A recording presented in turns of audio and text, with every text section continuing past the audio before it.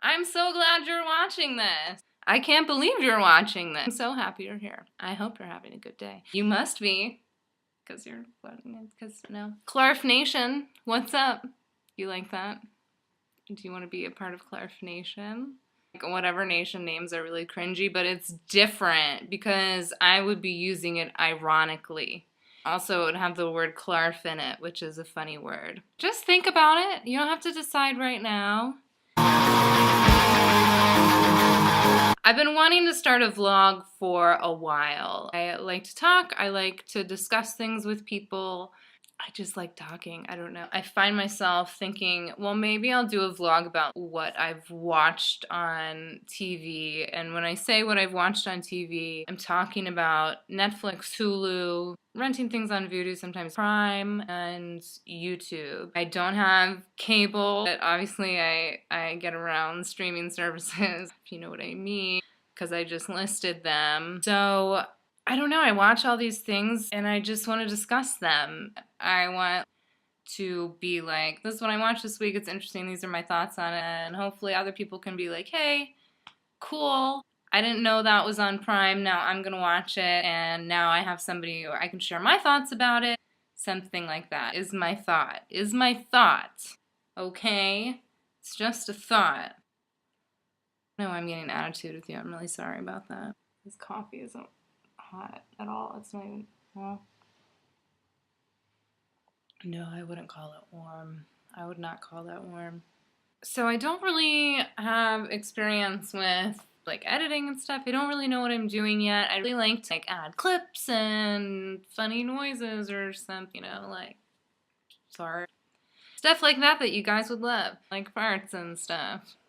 I microwaved my coffee. Did you even know that? Did I edit this so stealthily that you don't even know that I went and microwaved my coffee? I would hope so. All I'm saying is bear with me while I kind of like learn how to edit. But besides that, it's gonna be zappity. Alright, so definitely the best thing I've watched so far this week. And it's Thursday, so that means something. Is Fyre Fraud. Fyre Fraud is the Hulu documentary about Fyre Festival. Fyre Festival is like a big fraud scam music festival that didn't ever happen. The Netflix documentary gets released tomorrow. I've already watched Fyre Fraud twice. I'm really excited to see the Netflix one. Thoughts before seeing it. So the controversy with the Netflix versus the Hulu is that the Netflix documentary was produced by Jerry Media, who was involved with Fyre Festival, so it kind of seems like a conflict of interest.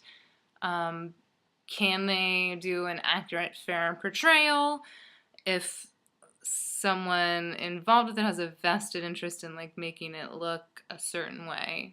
Netflix fires back and says the Hulu documentary is unethical because they paid Billy McFarlane for his appearance in the film, which they did. I don't really think that's unethical. Is it unusual to pay someone for their appearance even if they are like, in jail, in prison, whatever, a criminal? I don't know what noun to use. In any case, I'm not sure that I find that to be necessarily unethical.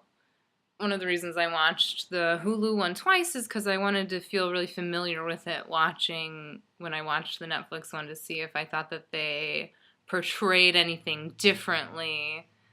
So we'll see. I'm really excited to see. I'm really excited to see it. I really like the Billy McFarlane interviews. He has such a strange demeanor. He would always pause, like he would have this dead ass stare out, like he was running through like, what am I supposed to say? Like before he said it seemed so long. Billy McFarlane would be like,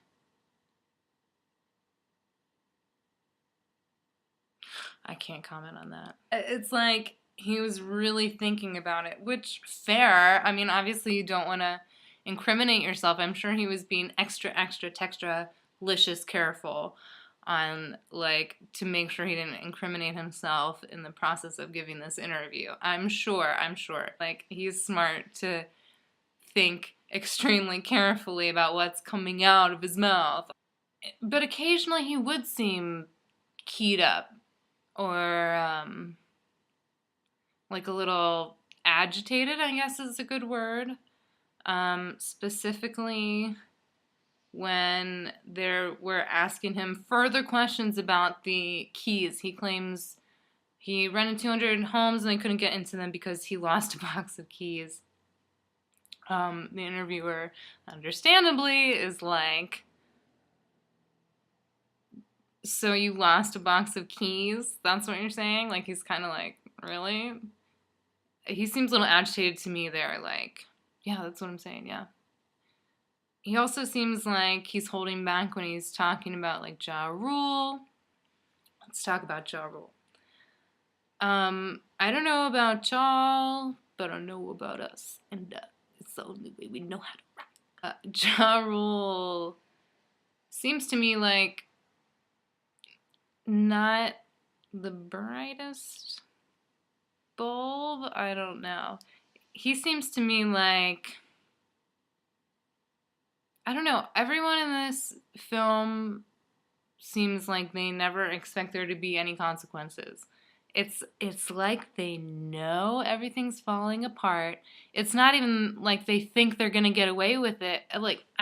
It's like they all know and they just do nothing. Like, they just do nothing because what's gonna happen? Is there gonna be any consequences? Are there gonna be any consequences? They know it's not gonna work and they just don't do anything. Because what's going to happen? If it doesn't work, it doesn't, it's like there's never any consequences. So it's like, well, what's going to happen? I don't know. It'll work itself out somehow. It always works out. Well, anyway, I got to get going.